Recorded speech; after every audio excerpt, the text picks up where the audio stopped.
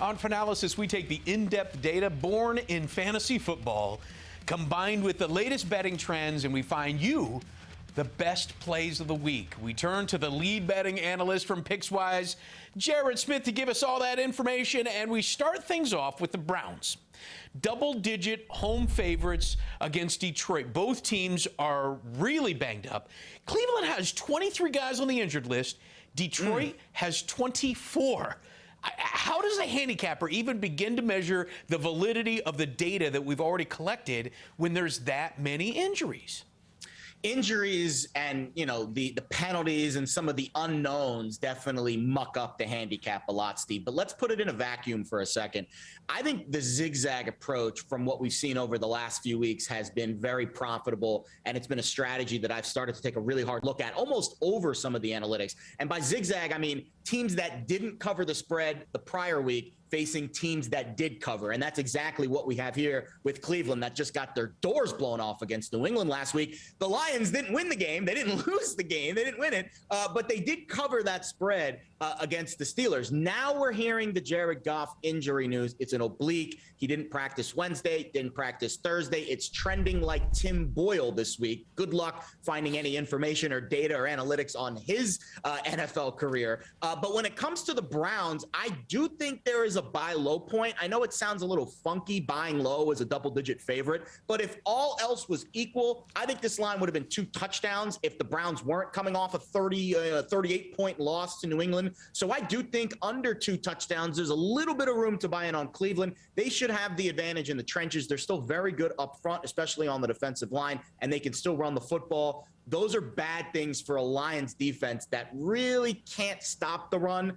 And I just feel like this is a bounce-back spot, a good buy-low spot for Cleveland. Well, you mentioned it here that Myles Garrett chirped about his Browns coaches unable to make adjustments. I mean, this is still a locker room that is still a little fractured because of Odell's departure. I mean, at some point, you've got to somehow throw into the analytics what is going on in that locker room, and it feels like the Browns are segmented. It does, and that's a hard handicap to make.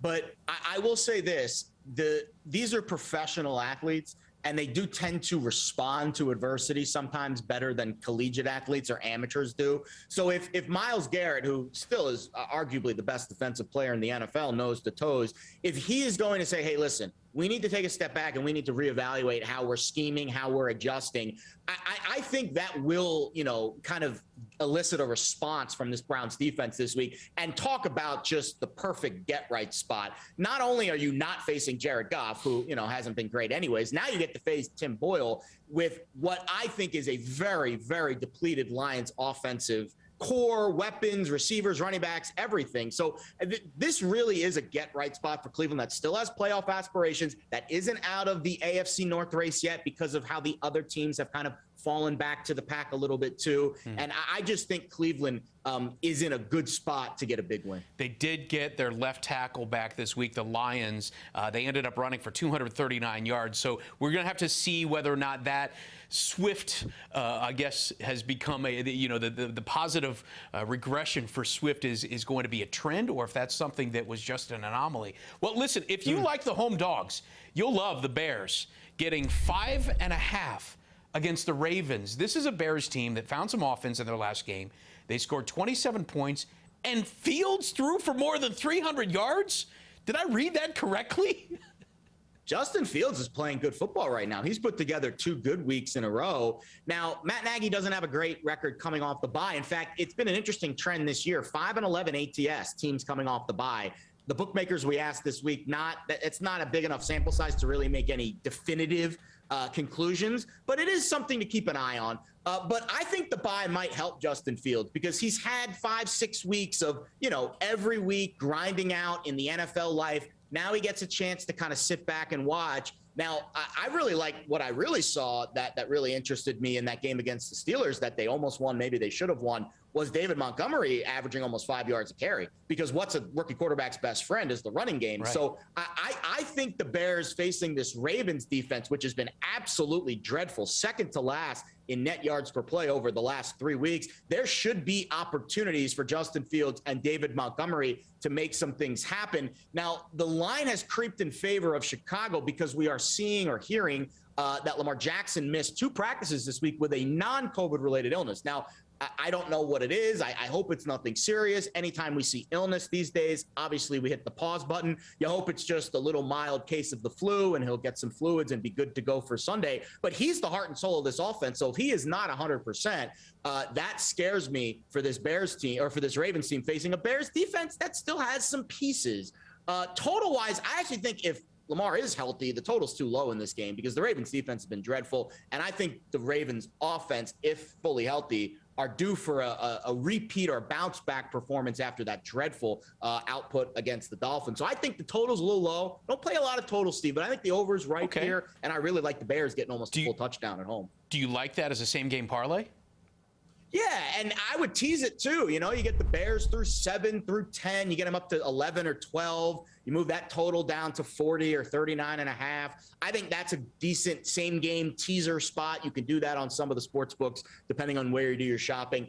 Straight parlay, sure. I would rather play the straight sides individually, but dog and over, that's not the correlation I'm always looking for. So most of the times it's dog and under. But still, in this particular spot, I think because of the Ravens' bad week last Thursday on offense, I could see them maybe being a little bit more aggressive on offense this week. But the Lamar Jackson thing, that's interesting to keep an eye on this weekend. Well, since you always love special nuggets, the Ravens are breaking out their white jerseys with purple pants to kind of break out the funk. Purple pants. And that combination is 10-3 all-time with that color combo. That is their best winning percentage uniform. So shove that into your quantum computer and see where that sticks. Look all right. Good, play good, right? That's what they say. That's right. Look good, feel good, yeah. Play good. There you go. Biggest matchup, or I should say biggest mismatch this week, features the Titans taking on Houston. In Tennessee, it's 10.5. Houston hasn't won since beating Jacksonville in week 1. Meanwhile, the Titans are still the class of the AFC. Even without Derrick Henry, all the money is on Tennessee, which means you're going with the Texans, of course, right? I mean, the Titans have looked so good. They've won, I think, 6 in a row since that game against the Jets. But here's where the NFL markets play tricks on you sometimes, Steve. So the Titans have had games against the Bills, the Chiefs, the Colts, the Rams, the Saints. Next week, Mike Rabel returns to New England. He won 3 Super Bowls at Foxborough. He gets to play the old team that he played for. So this is like the double foot-long sandwich game. I mean, you get the Titans that have all of these unbelievable wins over, great teams, playoff teams, and then you get the look-ahead spot with New England. And here they're facing the lowly Texans, who, again, they haven't won since week 1, but they're coming off the bye. Tyrod Taylor hopefully is healthy. I don't have a lot of analytical data points to back up the Houston Texans playing well. I am not going to get on your show this week and say, hey, the Texans are playing really great football. This is just one of those pros versus Joes. Everybody's on the Titans. The line hasn't moved. It probably should be at 2 touchdowns. It's not. It's 10.5.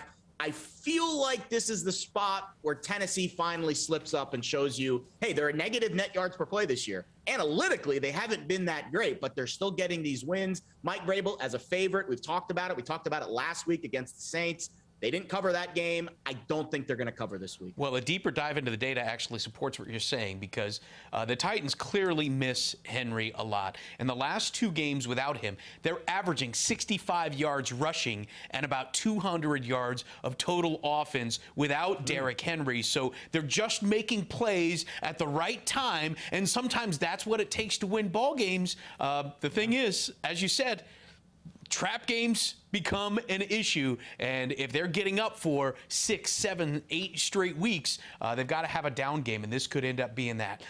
Finally, your 6-point teaser. So the Niners are 7-point favorites against Jacksonville. You're moving that to the Niners -1, and the Saints are 1.5-point dogs in Philly, but you're moving that to 7.5. What jumps out at you in these games? Yeah, I think my favorite teaser leg of the week is the Saints. And it's so random. You know, the NFL just throws you these random results. So the Saints have lost their last 2 games by a combined 4 points, 2 points each. And the landing on the number of 2 does not happen very often in the NFL.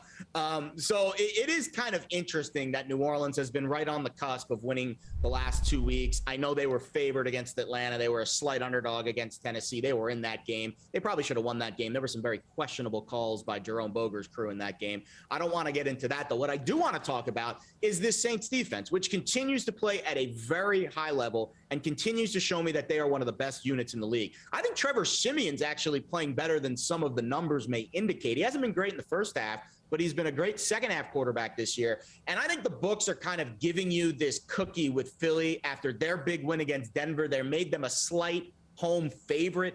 And I think they're trying to invite Philly money, and they're getting a lot of Philly money, but we have not seen this line move to that key number of 3. It's kind of stayed firm. In fact, it's almost drifted back to pick'em territory. So I think, again, this isn't necessarily a pros versus Joes game like the Texans-Titans game is, but it's a spot where if I can move a pick'em game, a toss-up game, through 2 key numbers of 3 and 7 in a low total spot too. Low totals around 44, 45 for this game. That's my ideal spot. The Niners one's a more simple handicap. San Francisco's offense has been rolling. They lead the NFL in yards per play over the last 3 weeks. And what they did to the Rams on Monday night, Steve, that was smash mouth, right down your throat football. The Rams weren't ready for it. I can't see the Jags being ready for it. And I know it's a short week, and I know it's a letdown spot. We don't need them to cover the full number here. We just need the Niners to beat the Jags. They need this game because they're right in the thick of the NFC playoff race. So Niners basically a pick 'em.